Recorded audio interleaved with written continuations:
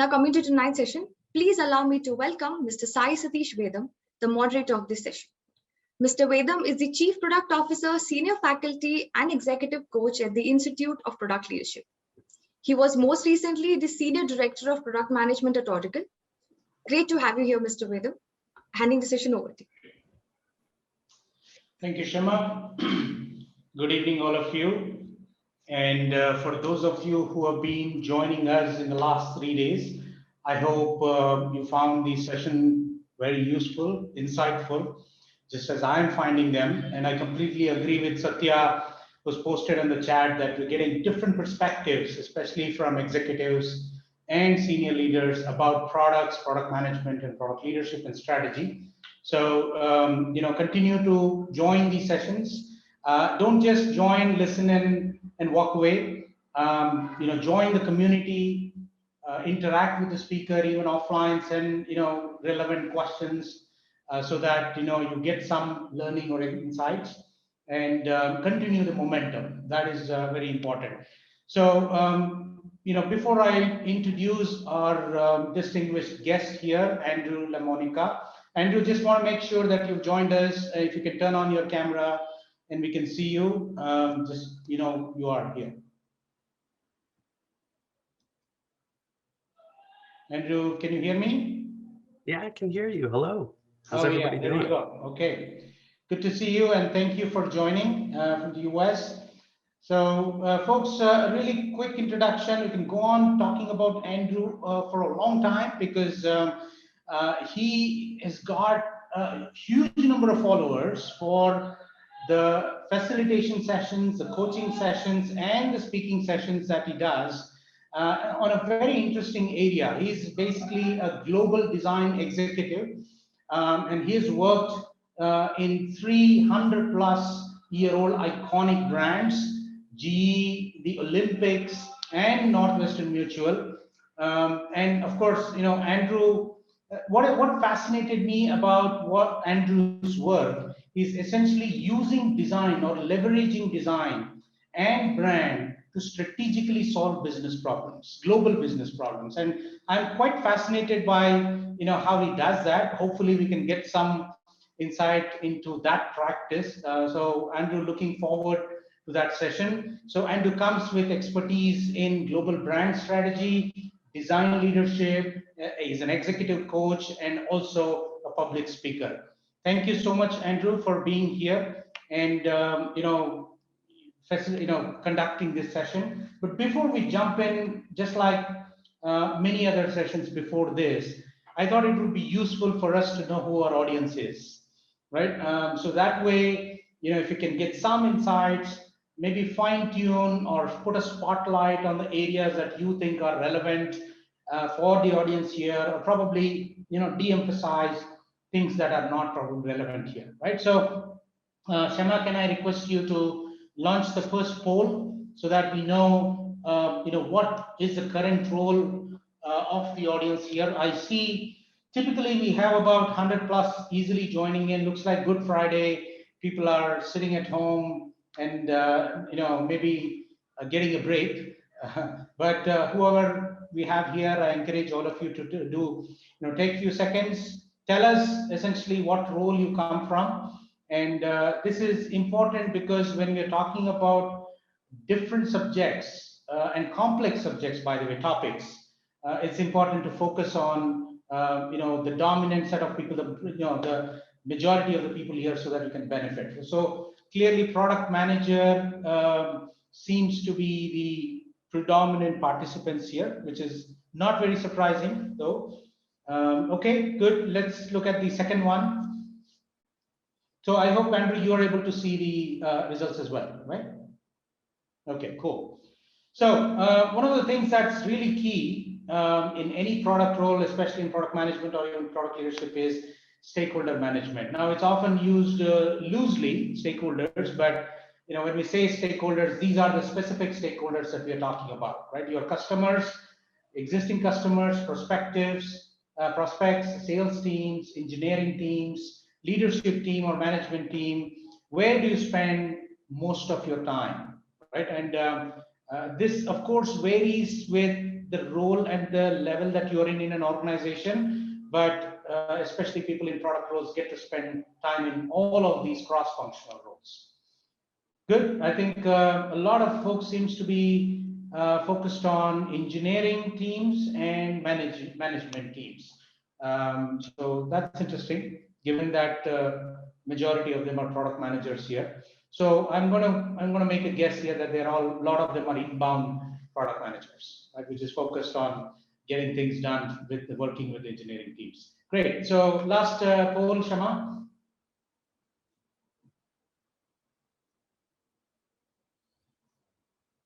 Super. So again, strategic planning is a very broad category of activities. Where do you spend, again, typical day at work? What are these set of activities that you spend most of your time, right? Roadmaps, studying industry trends, analyst reports, watching certain new industries take shape in the current situation that we are in, which did not exist before the pandemic, and of course a lot of markets got topsy-turvy. Good. So roadmaps, not surprising. Build by partner, very interesting, very interesting. Well, thank you all of you for taking that time and telling us more about you. Over to you, Andrew. And we will take the Q&A or questions at the end of your session. And I encourage all participants to ask these questions in the Q&A box or chat window on Zoom if you're on Zoom. If you're on LinkedIn Live, please ask the questions in the LinkedIn thread. The team will bring them together, and at the end of it, we will take it. Right, over to you. Thank you. Oh, well, thank you very much for having me. I'm really humbled and honored that I have the opportunity to speak to a global audience of product leaders. And just with the brief data set that you just pulled, what I'm about to talk about is going to be very applicable to what the audience is going through. So thank you. Sure. So companies that have lasted over a century, they understand how to adapt, how to prioritize, how to deliver, and how to thrive. Now, I've had the benefit of working at 3 companies with the combined age of 417. And I'm going to share leadership strategies and frameworks that I've used at my experiences at GE, the Olympics, and Northwestern Mutual. So the outline of this talk is going to be very functional. From my time at GE, I'm going to talk about your most important leadership resource and strategies to use it effectively. I'm also going to talk about a significant problem that every single product leader faces and a framework on how to navigate it successfully. For the Olympics, I'm going to share a well-proven strategy for when you're leading something new. Now, whether it's a new project, a new team, or even a new leadership role, it's going to be really helpful for that. And then I'm going to close my time with Northwestern Mutual. Now, there will be a cameo appearance from IBM, but that's another 100-year-old brand, so I thought that'd be okay. And what I'm going to share is a strategy on how to deal with those wickedly ambiguous problems where the answers are not immediately clear. Things like multi-year product roadmaps, which came up earlier, or strategic planning for an entire business unit. This is going to be a framework for how to think through things like that. Okay. All right. So some guardrails. It's really important for me to provide value to you. I mean, you're giving up time to spend it with me, so I want to make it worth your while. Here's my problem. I'm an Italian kid from New Jersey in the United States, which means I talk fast and there's a lot of content. So here's how I turn that bug into a feature. At the way end of this, I'm going to ask you to give me some feedback. There's going to be a URL. And when you do, I'm going to give you my entire notes from today. It's like 14 pages or so. And I'm actually going to give you working files. Like, we're going to talk about something called an unbroken chain of why. I'm going to give you a 7-page white paper on how to develop one for yourself. We're going to talk about a 30-60-90 framework. I'm going to give you the actual one that I used, that I built for the Olympics. Now, everything that I talk about is going to be practical and tactical. These are strategies and frameworks that I use regularly, and you could start implementing them today if you want to.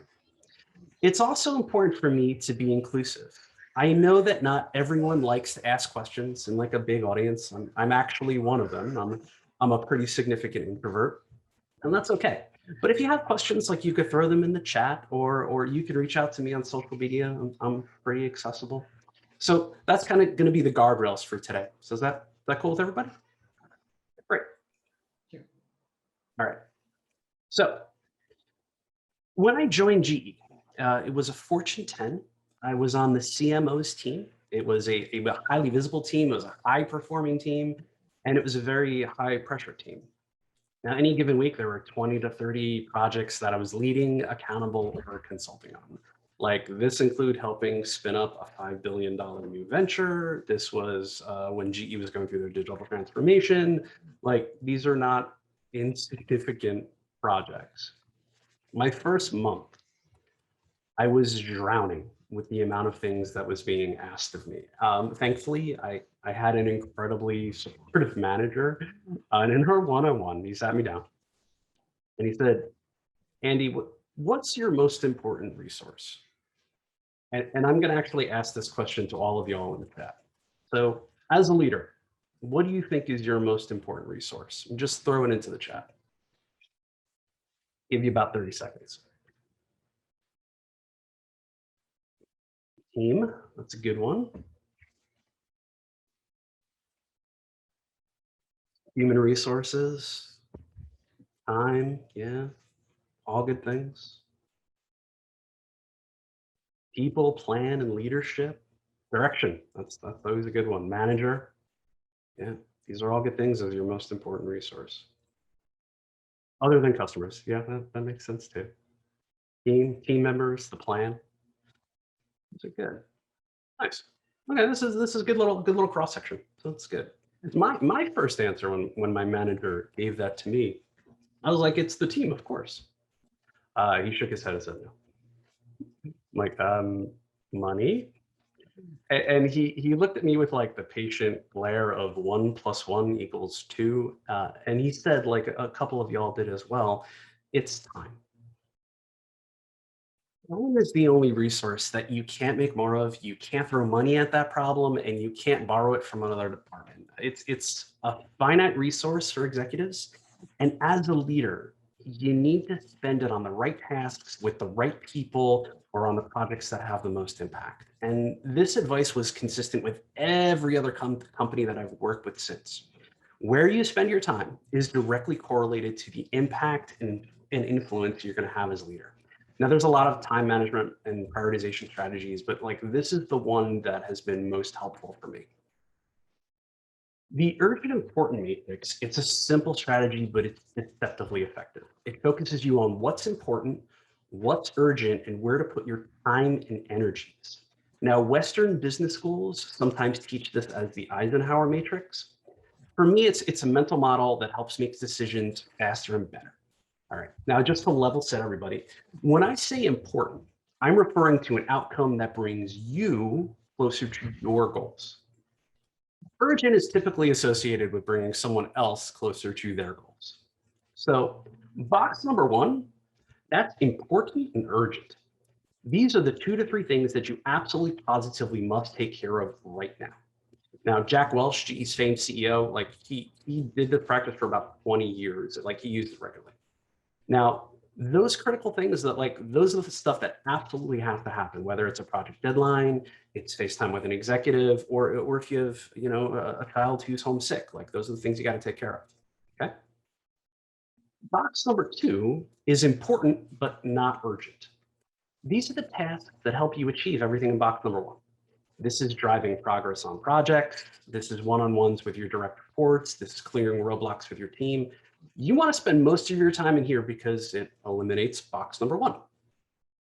Now, box number 3 is not important, but urgent. Email is a big culprit here, like text messages, Slack, fire drills, people stopping by your desk with requests. Not like we did a lot of that last year, but and like meetings, not all meetings, but some of the ones that you really don't need to be at. These have the illusion of being important, but it's usually important to someone else, not to you. We spend a lot of time in the box and we should. all the things that are stopping us from achieving our goals. So there's a few things you can just like immediately do as a leader. Reschedule things. Time boxing, where you allot a specific amount of time to do a task. Like I know a VP of product who only answers emails Tuesdays and Thursdays from 3 to 5. Delegating is very effective here too. Managing leadership's expectations and saying no respectfully. These are all helpful executive techniques. And if you want to dive deeper into any of those three, just bring it up into the Q&A. Now, box number 4 is not important and not urgent. These are distractions. This is like the mindlessly scrolling social media. This is notifications on your phone. This is the online personality quiz of which Royal Challengers player you are. I'm Brett Coley, in case anybody cared. But like these are the things that kind of suck time away. Eliminate them or ignore them, and you're just going to be more productive. Okay. So simple framework, super, super helpful. Now, the second thing I wanted to share with you about my time in GE is about alignment. This is the biggest problem I saw with talented leaders who were not growing in their career. It was the biggest problem with internal teams who were not getting the support they needed for their products.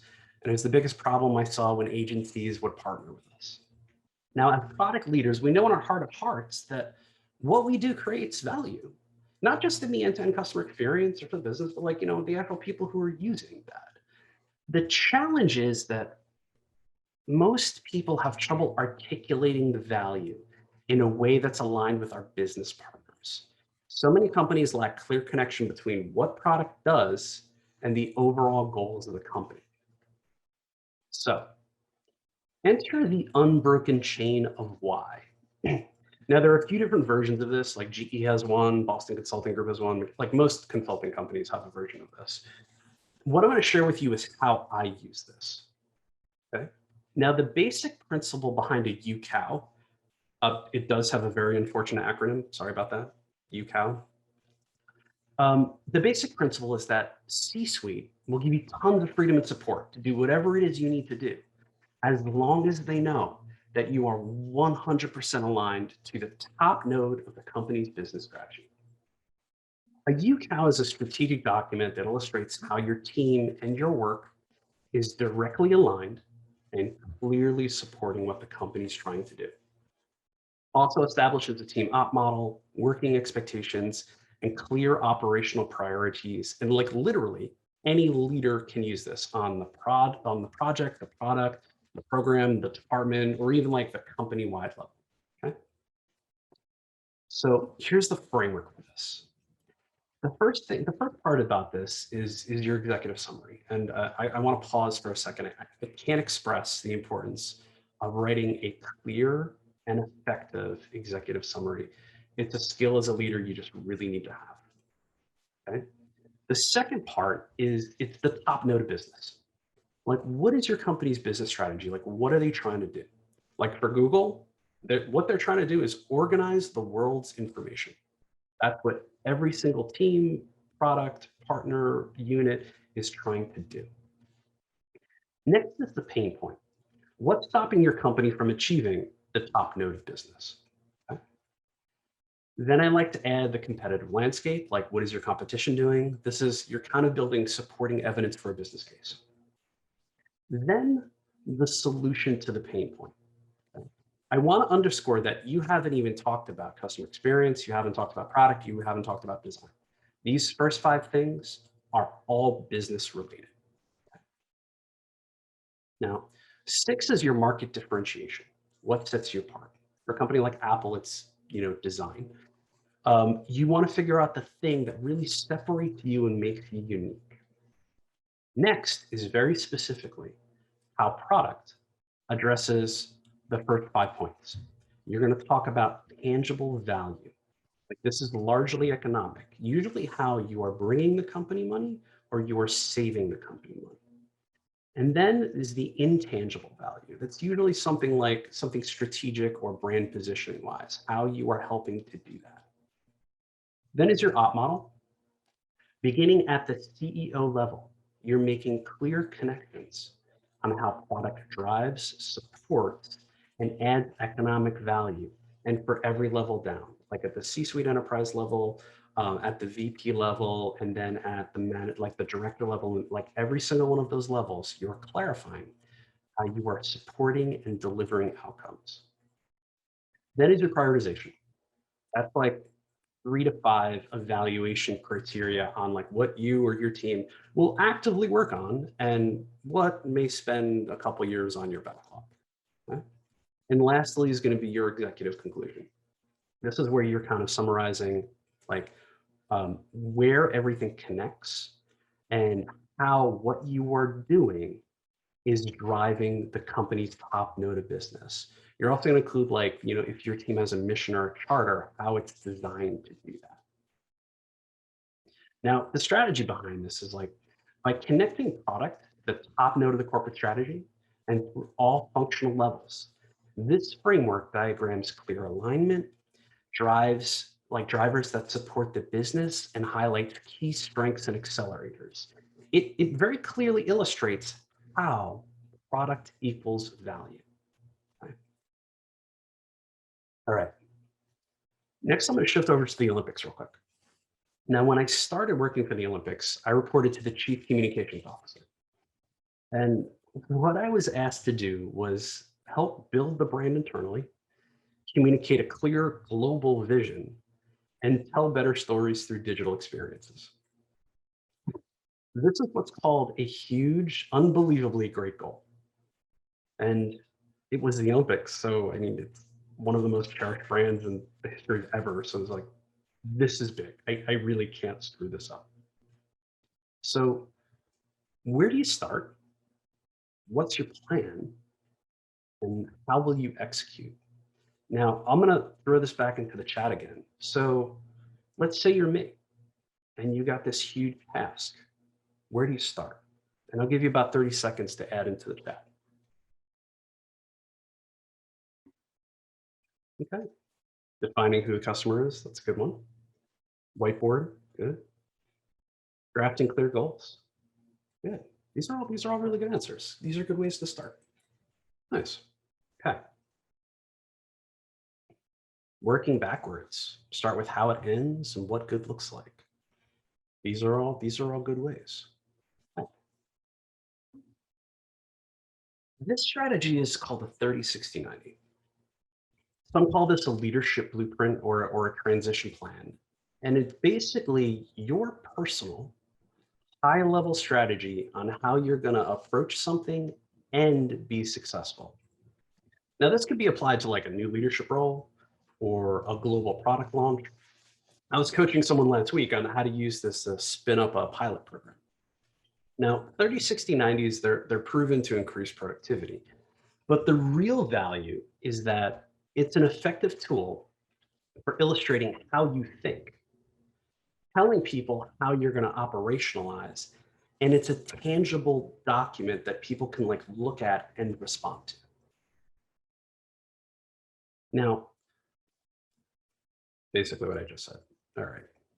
The first phase of the 30-60-90, this is all about your learnings. This is you're talking to people, you're fact finding, you're identifying the key stakeholders and where potential quick wins could be.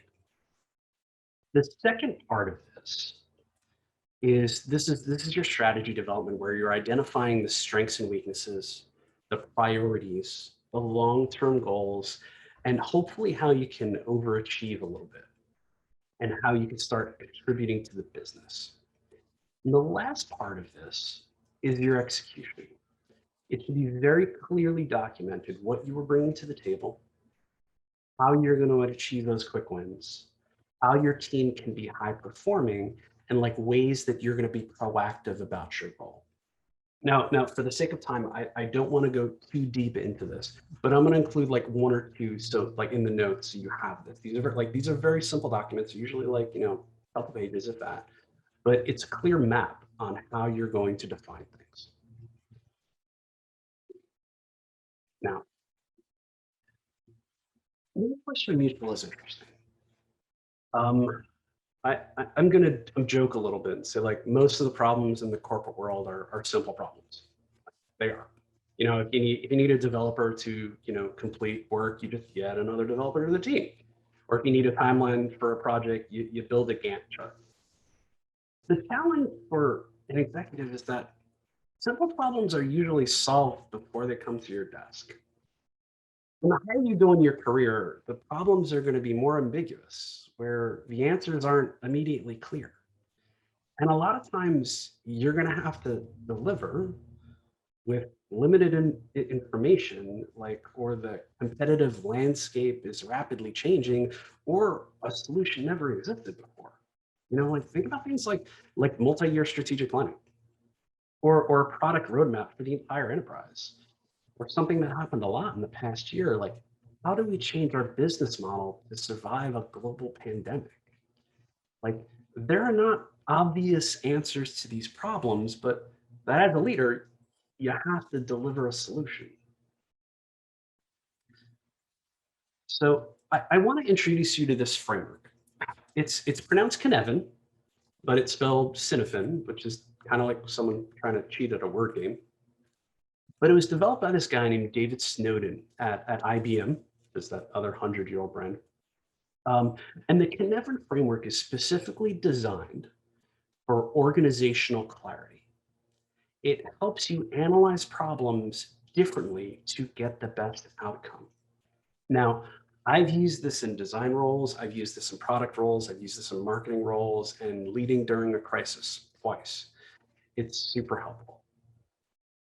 Okay. So there are 5 parts to this framework: complex, complicated, chaotic, obvious, and disorder.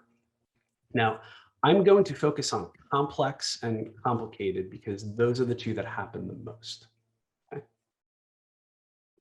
So a complex problem in this framework is where you know that at least one right answer exists, but you don't know what you don't know. Like I'm currently leading an architecture map of our entire product ecosystem. There's almost 1,000 like products, services, and tools and like platforms that need to get connected to each other. Like we know they connect, but we just don't know how yet. We're using this framework to figure it out. Now, this is also a helpful thing to use as a model, like if you find yourself with a new boss, or your company's going through a merger and acquisition, or your team needs to innovate like a brand new product solution. Super, super helpful. Okay. Now, give me 1 second.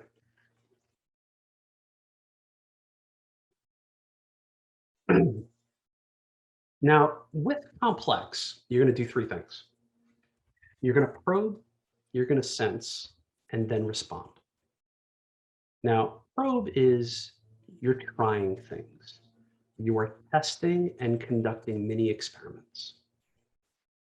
Sense means that you're going to take what you've learned, and that's going to decide what your immediate next step is.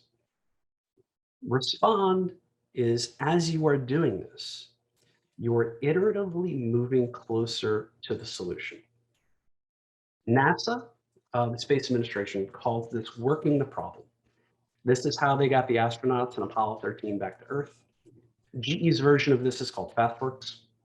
You are constantly testing and learning, and it's an iterative approach to getting the best outcome. Now, some best practices for this, and this is important. It's okay to fail. Failure is a part of learning, and it's a critical part to this process. And it needs to be accepted and okay with you and your team and with management that like, look, you're going to fail a couple times before they find the right answer. Next is, as a leader, you need to trust the people closest to the problem. They're going to be able to solve it better. You got to incorporate the insights from a lot of people, but like the people closest to the problem are going to have the most perspective. Command and control, where people say like, I'm the boss and we're going to do what I say, like that doesn't work in this framework. Like it needs to be collaborative and collective. You also need to communicate regularly, whether it's daily stand-ups, it's a shared Google Doc, or it's a whiteboard that everybody can contribute. You got to communicate regularly. Now, complicated problems. Complicated problems are where there can be multiple right answers, but you don't know how to obtain the right answer, and it usually requires guidance from various people with expertise. And it's identifying those individuals and those pockets of expertise that will be of most value. So remember that architecture map of 1,000 things? I'm also helping the enterprise develop a naming strategy for all of those things. Like in this case, I actually happen to be a subject matter expert at naming. So I'm one of the expertise or knowledge wells that's helping to guide the project. Now, with complicated problems, the first thing you're going to do is make sense of the challenge. Okay? You're taking all of your relevant learnings and you're clearly defining the problem. So with the naming strategy, like meeting recently where an executive said, like, oh, we just need names that resonate with our customers. So no, actually, the problem that we need to solve for is that we have 1,000 things that need to feel like they're part of the same company. So it's getting clarity on what the real thing is. Next, you're going to analyze. Like, you got to analyze what you know, because usually there's going to be several viable options that could all be good. Like I know there are only 7 approaches to naming. Like in most of development, like there's only 7 ways you can do this. With a high degree of confidence, I know that only 3 of those approaches are going to work here. So collaboratively, we're analyzing those 3 approaches. And with insight from the team and all of the relevant pockets of expertise, you're going to respond with the best approach. This framework also super helpful if you're doing like new feature development, or if you're doing customer segmentation, or if your product is trying to break into new and emerging markets. So some best practices. I'm gonna say this again because it's important. You've really got to clearly define what the problem is. Happens all the time. People have different understandings and expectations. Watch out for the "we've always done it this way." It's, look, complicated problems are by nature complicated. You know, there's not easy answers, and they can't be solved by what has been done historically. Okay? Diverse and inclusive opinions are great here. You know, in my career, some of the best solutions have come from the most unlikely places. Analysis paralysis happens sometimes. So before the project even starts, have clear decision makers or decision-making protocols. Now, I joked earlier that a lot of the work problems are simple. But the higher you go in your career, the more times you're going to find yourself in situations that just don't have clear answers, and you're still going to be expected to deliver. So these types of models, these types of strategies, these types of frameworks are really, really helpful. Now, I know that I shared a lot of information with you, and each one of those strategies could actually be a keynote presentation in and of itself. I also acknowledge that I'm very privileged to have worked for amazing companies. But I'm going to be really transparent with you. Like, I'm a kid from a small town, and I worked really hard. Now, with all of that, like the executive leadership strategy that has been most important, and the thing that I would like to leave you with is this: just be kind. Just be kind to people above you, people below you, and especially and most importantly, to that person you see in the mirror every day. You know, executive leadership is not easy. It takes a lot of hard work, but give yourself a break and keep at it. I want to thank you very much for your time. I'd love to chat and answer any questions until they kick me out of the Zoom. I'm really excited to chat with y'all. Thank you very much. Well, thank you. I think everybody is so engrossed now. They're going to need time to think a little bit to ask it. There are several questions coming in from LinkedIn live stream as well. But Andrew, I think, you know, it is amazing the 3 frameworks that you brought together here for all of us: the UCOW, the 30, 60, 90, and the CYNEFIN. I hope I'm pronouncing that right. But shows a distillation and a synthesis of probably hundreds of people working on different things, failing, identifying the best practices, and then a prescriptive, or at least the best practices, the guidance, right? So this is fascinating, and thank you for that. So there are a couple of questions to get started, and I'm sure we will get to folks in Zoom and live stream as well. Now, one of the things that you mentioned is ambiguity, right? The higher you are in the organization, the more more the ambiguity in terms of the availability of information and the quality of the information as well, right? So you need to make decisions, and that decisions that might impact multiple teams, organizations, and all. So how does one look at what is the importance of strategy in that context? Is strategy need to be agile to adapt to the evolving information? Because the more clarity that you get now, your strategy that you started off might not be right anymore. So, the set of people who are making the strategy are making in the context of a lot of ambiguity, right? And as that changes, how would one need to look at strategy? I'm talking about business strategy, let's say. Okay, that's a really good question. I'm going to repeat back to you what I think I heard. So the nature of work is ambiguous. It is. How do you lead strategically in situations like that? Is that accurate? Yeah. Okay, great. It's important, especially as you are just a leader in general, to be aware that things will change. Strategies are rarely set in stone. They need to be guiding, and they need to be based in sound thinking. Like that needs to happen. And the blueprint that the strategy is making, it's important to calculate for when things change. At GE, we had midpoints of pivot or persevere. So we would have regular check-ins. Like, all right, cool.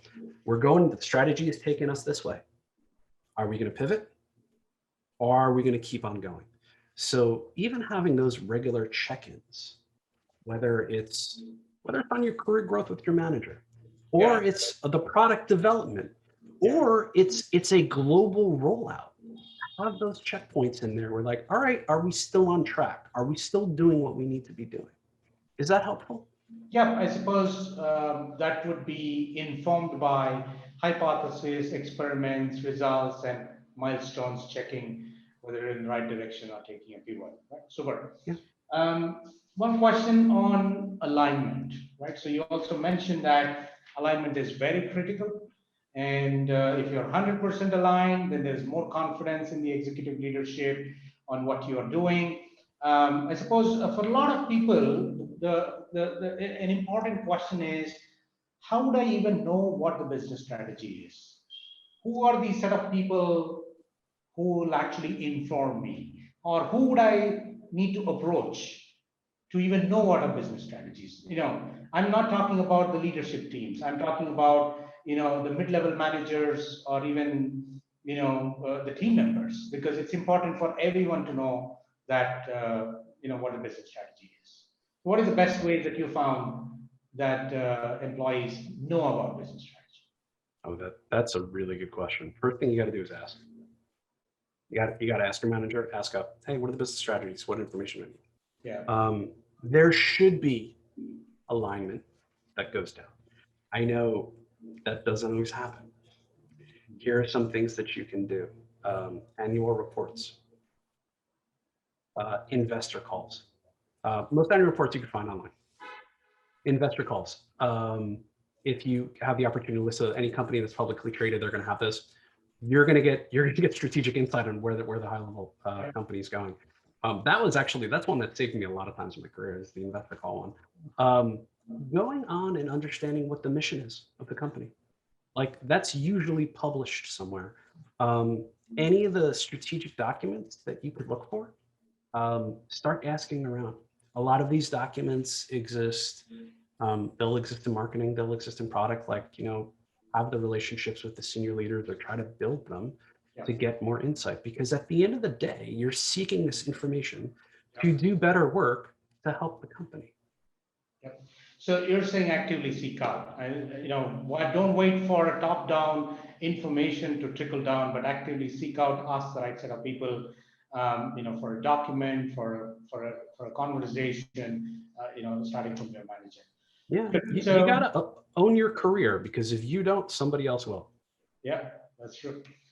Okay, so a couple of questions. Kundan from LinkedIn is asking, how do we inculcate a product mindset in business stakeholders? Now, he's assuming that that is number one, it is absolutely important. The number two, that they don't know or they need to be educated, right? So let's make that assumptions for a second. How do we inculcate the product mindset in business stakeholders in order to focus on problems that really matter? All kinds of problems that one can start looking at and trying to solve, but then you also mentioned prioritization, and for that it is important for somebody to know from a product perspective, there are certain mindsets that need to take. So is there a way that usually happens in large companies, in the companies that you work with, or is it that the business stakeholders are constantly trying to understand and know from the product managers or product leadership team about, what are your priorities? Okay, I have many follow-up questions for that person. If they, like, they can ping me offline. Yeah, I'm very curious so about that. since this question, But what I would, I'm sorry, go on. Since this question is on LinkedIn, asked on LinkedIn, later after this session, I request you to just spend a few minutes whenever you have time to answer those for the folks, right? But go ahead. Yeah, I'll gladly I'll do that. I guess as a quick answer without having a lot of information, what I would say is the product leaders should at this point have established value and expertise in what they do.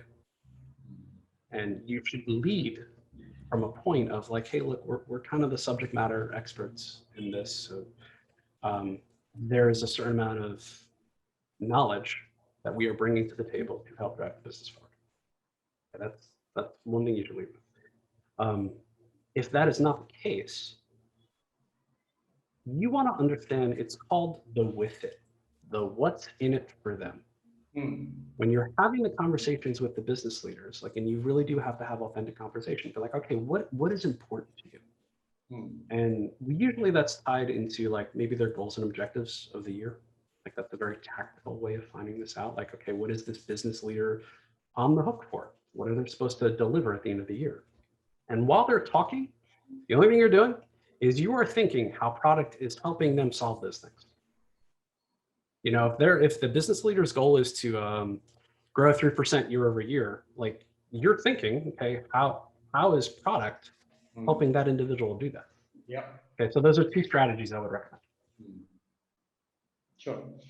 So Nikhil asked, I think, we talked about complicated and complex.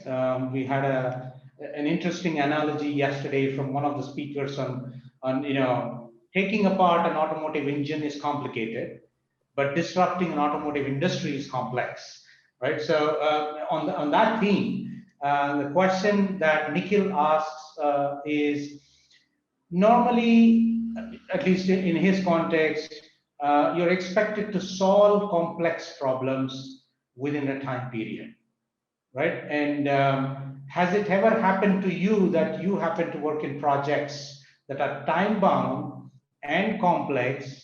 And can you suggest any framework? Now, I know it's a loaded question. I know it's a big one. You've just defined my last 15 years, but okay. Yeah, how can I help? Ask me a very specific question and I'll see if I can provide insight. Yeah, I think he's looking for some kind of a guardrail or framework to say, if you have complex projects that are time bound, is there something that need to be optimized for? But yeah, you can take that. All right. How I would coach that individual, like if they were one of my direct reports, or they were reporting up to someone, I'd say you need to explain the complexity. Like it needs to be universally understood why this work is hard and why this work requires time. The next thing that I would coach is that okay, if the time-bound aspect is important, you as a leader need to be very clear and self-aware about like what you can deliver in that time. And you need to manage up accordingly. Like I got something this morning where an executive was like, I need this in 6 weeks. I was like, all right, realistically, it's going to take 4 months. Here's what I can do for you in 6, because executives don't want to hear no. They want to hear like, yeah, I can solve this problem. Here's what I can deliver for you in 6 weeks. And is this helpful context?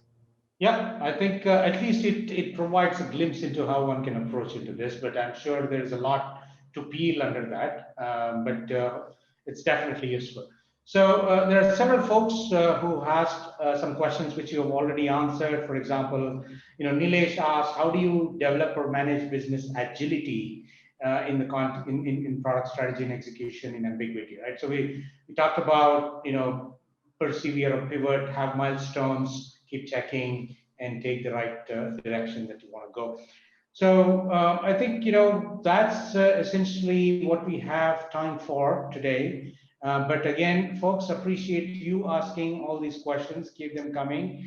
And Andrew has already said that he'll try his best to answer some of these questions on the LinkedIn as well. Thank you so much, Andrew. Before we let you go, just a couple of minutes. I want to announce. There are a lot of questions from it. It's tough to pick all of them in the interest of time. But Nikhil, you get to win the best question award, the Marshall Scholarship. Congratulations. There's also a leaderboard where all of you can actually quickly join. It takes about 30 seconds. And then ask your friends to join these amazing sessions. And you get to win, when they join, you get to win some amazing stuff, right? So it's not for the stuff, but you want to encourage your friends, colleagues, peers in your organizations not to miss out on these useful sessions, right?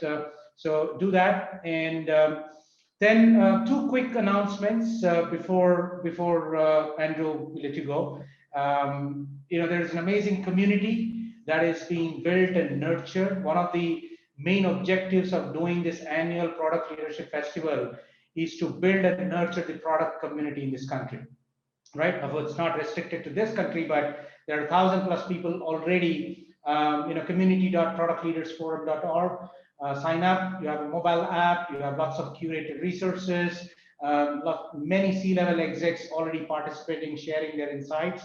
Not to miss out, of course, on the lots of career opportunities and discussions about opportunities available, people looking for opportunities and all of that. So do take advantage of that. The second and another important thing is one of my personal favorite is the product community that we work with, including IPL alumni, have started a product leadership benchmark study, right? To assess the state, to understand the state of product management and leadership in this country. So, take that survey. It's not a short one that you can take today, but interesting.today/benchmark study is the URL for that, and or you can scan that code. Take it, hopefully tonight or tomorrow. Now, here's what you will get once you take that study, right? Insights on careers, salary, career trends, actionable tips to excel in product roles, understanding the day-to-day life of a product leader, and for CXOs, how do you design for product organization, right? How do you set up a product organization? So please do take that, and if you have taken that, then you will get a soft copy of it after we get it from 5,000+. That the target is to get people in product roles, about 5,000 of them, to tell us what they think about this, right? So again, thank you so much, Andrew. Appreciate your time. As a token gesture from us, please accept this digital certificate. Next time we will make sure that it is NFT backed or a blockchain backed, but right now, just right? All right. Thank you all very much. I'm honored. Enjoy the rest of the event. Take care. Thank you. Take care.